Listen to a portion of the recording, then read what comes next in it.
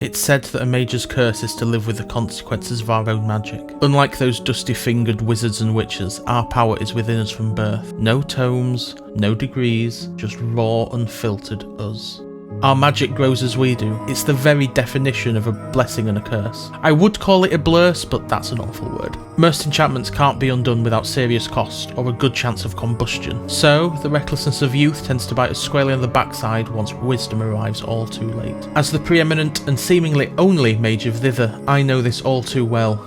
Back in my academy days, yes, Thither has one, I was made to endure a deluge of pointless exams on needless topics taught by utterly senseless people. To get around having to exert the effort of trying, I used my magical intuition to create a draft that would give me an extraordinary memory. Once I encounter something, regardless of which senses are provoked, it is never forgotten. I even took a class on the power of names just to bump up my average grade. What utter nonsense that seems to be, but alas, I hadn't yet learned how to switch my ears off, so they may as well have been of use. Now this was perfect for exams. My ears could absorb the lectures while my eyes studied the inside of their lids with deep commitment. At the time, it seemed a clever way to pass with flying colours. In one exam, making colours fly literally gave me a grade, but it turned out to be far more than that. Years later, that same self-afflicted affliction saved my life. You see, the High Court of Thither found me guilty of a crime. Which one? Doesn't matter. But the sentence, as is tradition, was to be hanging. As much as that would be considered a mercy by many on this God's forsaken face of the world, I have rather a lot to accomplish myself. As I have a somewhat supernatural talent to recall everything in detail, I was offered an alternative: relinquish my magic by binding spell and utilise my brilliant mind to help Thither's tourism board.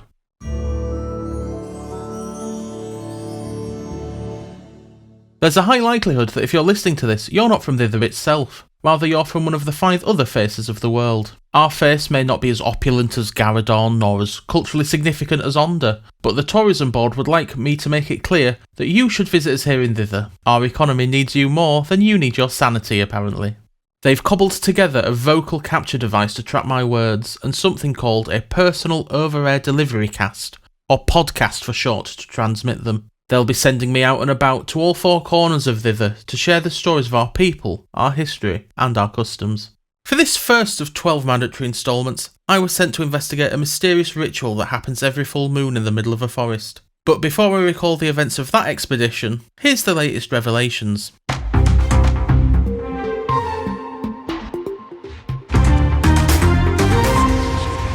The Mayor of Contap, Thither's 3rd largest canton, has been found guilty of tampering with election results. After a 2-month-long investigation by the Contap Law Brigade, the recently re-elected mayor, Tobbins Fod, was found to have interfered with the ballot count, deliberately reducing the number of votes he was reported to have received. Speaking outside of the High Court, Fod claimed the interference was to, quote, make my political opponents feel better about themselves. Regardless, Thitherian law dictates that tampering with elections must be punished with 3 rounds of Dragon's Breath. Those who want to see a politician get toasted and roasted will get their chance next month. In other news, the great goddess Arachne is set to visit her 5th face of the world in the coming weeks. Famed for leaving behind her marvellous web, which grants the other faces near instant communication with one another, Arachne will soon be visiting the face of Onder. For those of us on Thither still waiting, the goddess has yet to confirm when or if she plans to visit our face. And in a lighter revelation, the small town formerly known as Lad, famed for being the only settlement teetering on an edge of Thither's face, has officially rebranded this week. Wanting to be seen as superior to those of us living in the comfort of the flat of the face, the people of the town, which has been renamed Edge, has requested to be known as Edgelords. When asked for comment, they said, "Get wrecked." And that's all the revelations we have for today. Now, on to our main feature. When you think of forests, you probably think of their tranquil nature, their mystical beauty, and maybe a disappointing holiday your dad insisted on, assuming he was still around. Perhaps instead you think of the forest's residents, the crones, the fae, and of course the tree folk. But in this remote corner of this remote forest at the very bottom right of Thither, something remarkable happens every full moon. Every month, people from all over Thither congregate here, amongst the trees, to celebrate the arrival of the new moon. What could be seen as a modernisation of ancient rituals performed by simplistic folk has an extraordinary twist in its metaphorical tale. For the past 6 years, out of nowhere, a mysterious warehouse arrives for the night, only to completely disappear without a trace by sunrise. The sudden appearance and subsequent disappearance of this massive structure has intrigued the brightest minds on Thither's face ever since its debut. Whilst I see the study of this structure to be a massive waste of taxpayers' money, some so-called scholars believe otherwise. Not that it matters to any of the partygoers, it's just a part of their monthly routine. I spoke to Brixton, an odd name for an odder fellow, and apparently a warehouse regular, to ask him why he's drawn into this counterculture scene. If I'm being honest, I don't even remember coming to the warehouse. It's like some mysterious force just compels me, you know, he said.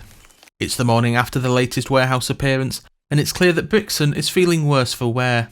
He certainly looks it too. He's pale, sweating profusely, and his clothes are in absolute tatters. I honestly have no recollection of being here either. It's like everything about the night itself is a dream. Being honest, when I realised this was the quality of testimony I was going to get from the only simpleton moronic enough to wake up with a face full of wet leaves, I was regretting not taking the rope. Still, I trundled on the best I could, trying to get water from a particularly arid stone.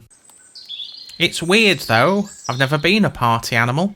By hells, I'm an accountant for mortar and strive, not exactly a techno-raver cool dude. It was true. The man standing before me was clearly not a party animal, and nobody cool ever referred to themselves as a cool dude. It's interesting to me that a man who, and forgive me for saying this, appears on the surface to be incredibly dull, is the only person still in the forest by daybreak. Brixton shifted uncomfortably at this, looking sheepish. Ironically, looking like a sheep was probably the closest he's been to looking like any animal, party or otherwise. Oh, I must just have a weaker constitution than everyone else. I'm guessing they all go back to their homes, whereas I seem to pass out here every single time. By this point in our interview, I was praying to the gods that somehow Brixton was more interesting than he was letting on. Here was a man who found himself almost supernaturally drawn to a remote corner of the face, way outside of his comfort zone, and with no recollection of the events that compelled him to be here. It could well just be an elaborate midlife crisis, but to be sure, I had to get to know the man himself deeper. I decided to pretend to care, and asked him about his normal life. Oh, well, there's not much to say, really. It's pretty ordinary stuff. My uncle's the head accountant for Mortar and Strive, so as soon as I graduated, I was given a job. Nobody ever calls it nepotism when it's a job as glamorous as accountancy.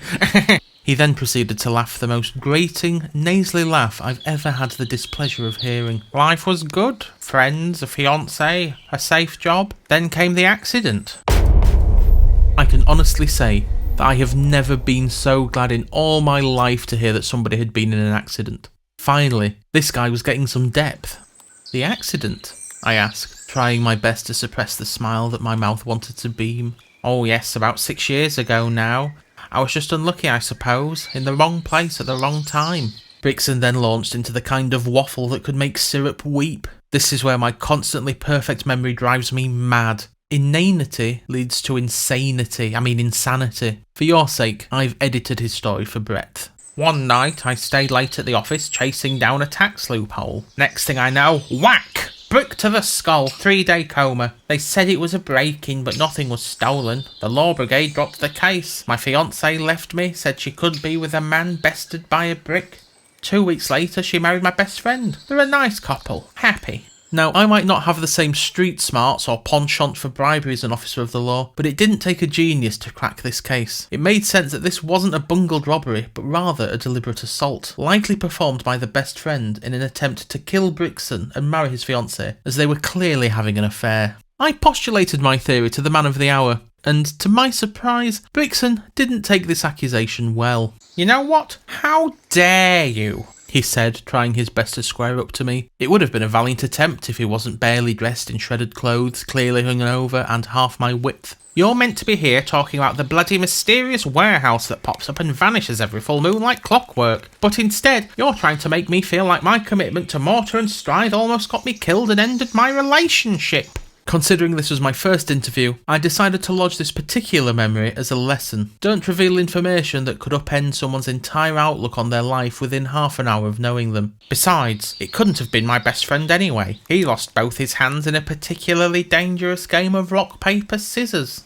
Just like the warehouse come sunrise, any credibility my theory had suddenly vanished.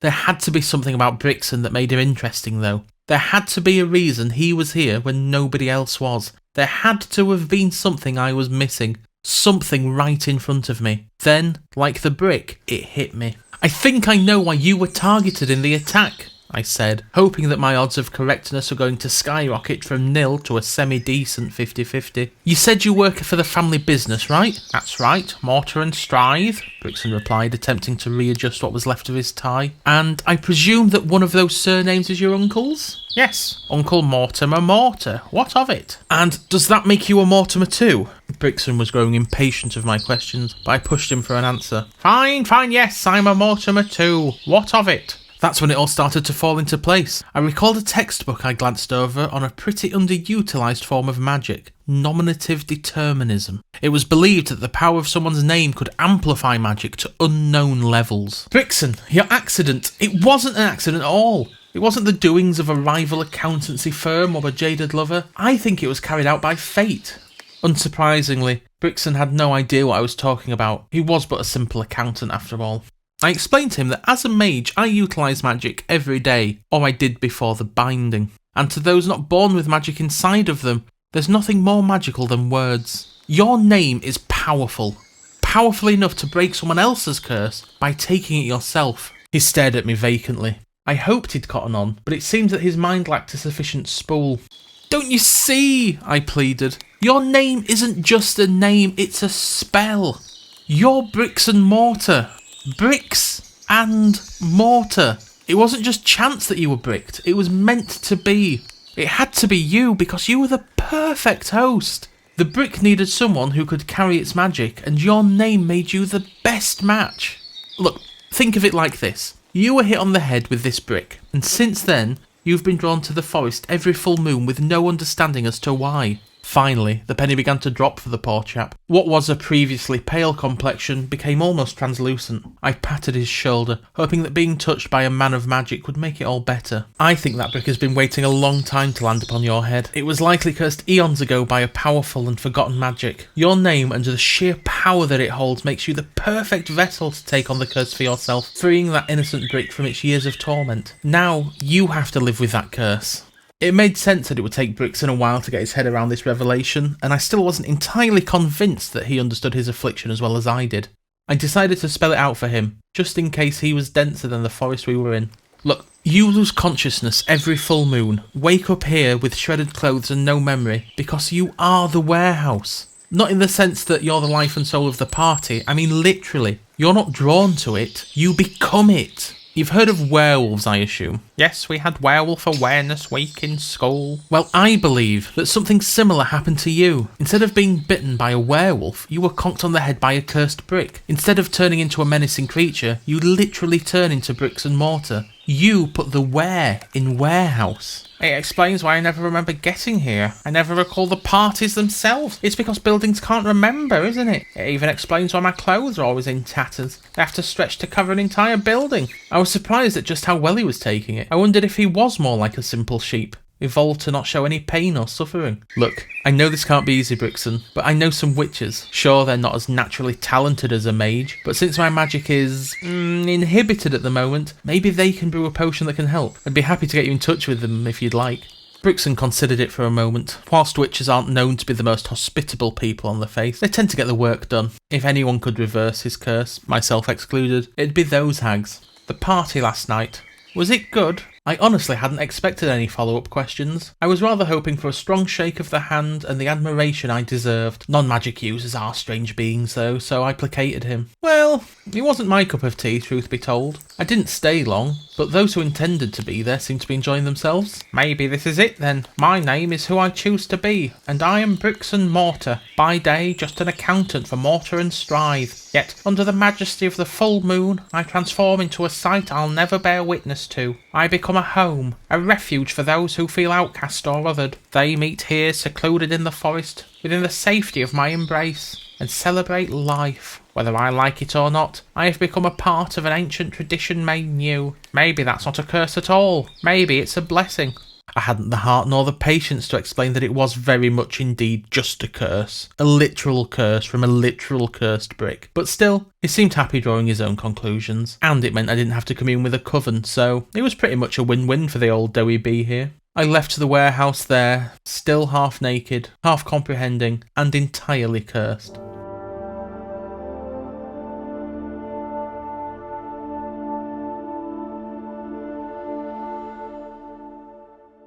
My chat with Brixton really hammered home just how important it is to be grateful for what you have, even if you are an accountant. And if you'd like to visit Brixton's warehouse, I'm happy to report he's committed to keeping his affliction. You'll be able to visit him in the bottom right of Thither every full moon. Just follow the flock of ravers. Now, that's all I have time for in this episode, I'm afraid. 1 down, 11 to go. Join me next time when I'll be telling you all about my meeting with Dora Grumple, the oldest woman in Thither, and her secrets for a long and happy life. Until then, I'm Mage Doughball, serving my sentence by serving you. Stay magical, world, and remember, visit Thither.